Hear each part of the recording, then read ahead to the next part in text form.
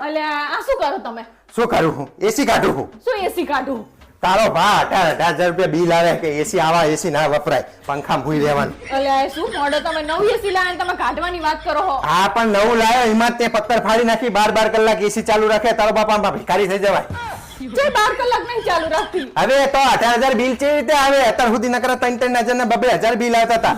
એસી ચાલુ રાખતી હશે તમે બાયણા ખોલી ખોલીને. અલ્યા એ તો કોક દિવસ બાયણું ખુલ્લું રાખે, આવા જવામાં ભૂલી જાય હોય તો ખુલ્લું રહી જાય. ભૂલી જાય એટલે હું ભૂલી જાઉં ને આમાં તો. તાણે શું 18,000 રૂપિયા બિલ ભરવાના થાય તો. પણ બિલ ભરવું પડે ને તો બિલ ભરાય, પણ કે એસી થોડું કાઢી નાખે. હા પણ આ એસી વેચીશ ને તો જ બિલ ભરી શકીશ, ને કે તંબુરામાં બિલ ભરીશ. એટલે તમારી જોડે બિલ ભરવાના પૈસા નહીં. હા તે ના જ હોય ને, આવું ને આવું વાપરતી હોય, ઘરમાં બધું આવી રીતે જ વાપરતી હોય તો ભિખારી જ થાય ને તારો ભા. આ બાજુવાળાને જો કેટલા કલાક એસી ચાલુ રાખે તોય કશું નહીં બોલતા એમના હા તે ઘરવાળા. પણ એમના બાપા પહેલેથી પૈસા વાળા હતા, આપણે નહીં. હોશિયારી મારે નોકરા ચીકણા વેળા જ કરતા હોય. ચીકણા વેળા કરતા